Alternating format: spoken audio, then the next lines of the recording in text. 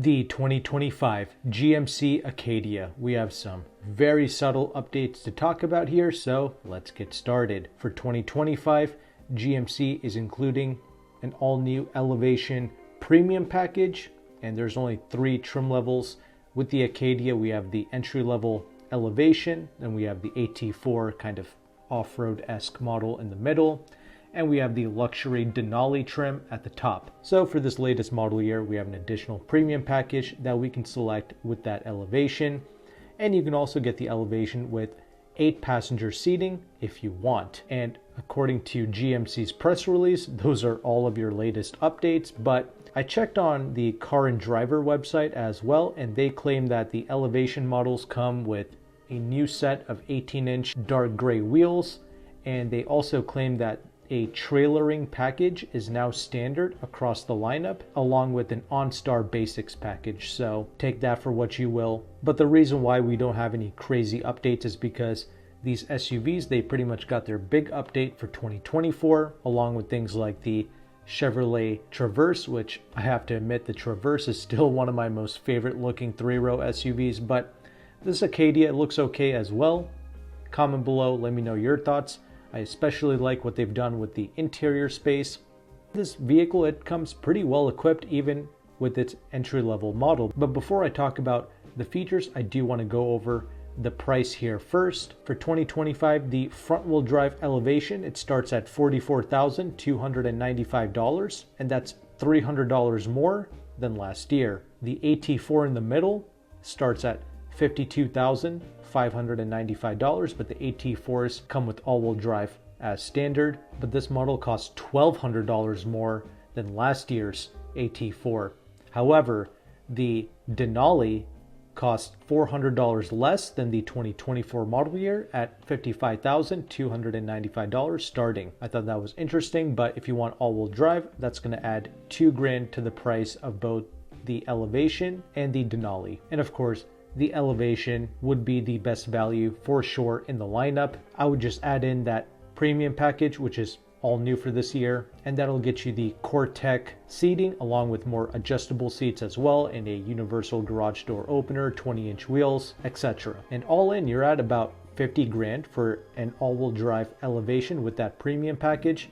That's really not bad, especially since the standard features are pretty good with the Elevation. You get heated seats in the front, you get a heated steering wheel, you get a 12-speaker Bose premium audio system as standard. However, that is not the top-level audio system that you can get when you go with the Denali models. You can get a Bose performance audio system as an option, so it's not standard with the Denali. It's something you have to pay extra for, but technically the 16-speaker Bose performance audio system, that is going to be the best audio you can get with the Acadia, but it's nice that they at least give you the 12-speaker Bose with the Elevation as standard. I'm liking the big 15-inch infotainment screen, that's also standard, and I also like the physical controls that they have incorporated at the bottom. It's a pretty clean design for sure.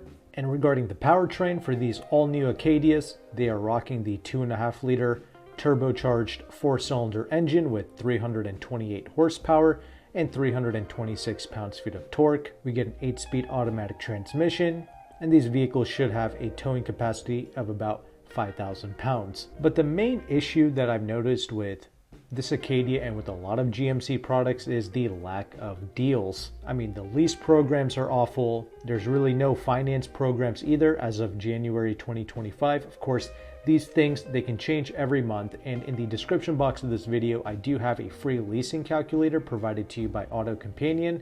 This is a very powerful tool because it shows you the interest rate of a lease, the residual values, and the incentives that you can get in your local zip code. Incentives always stack on top of whatever dealer discount you're able to negotiate. And no matter how you decide to purchase these vehicles, you should use this calculator to see those incentives, because there are quite a few with these GM brands. There's like a loyalty credit, a conquest program, you can get $1,000 off extra on top of, once again, whatever dealer discount you're able to negotiate. So that's good. And you should at least try to get 10-12% off the MSRP to make this stuff worth it. I mean, any car is worth it if you can get it at a good deal, but sadly these GMCs, they're just not available with any good programs. Once again, Programs can change every month.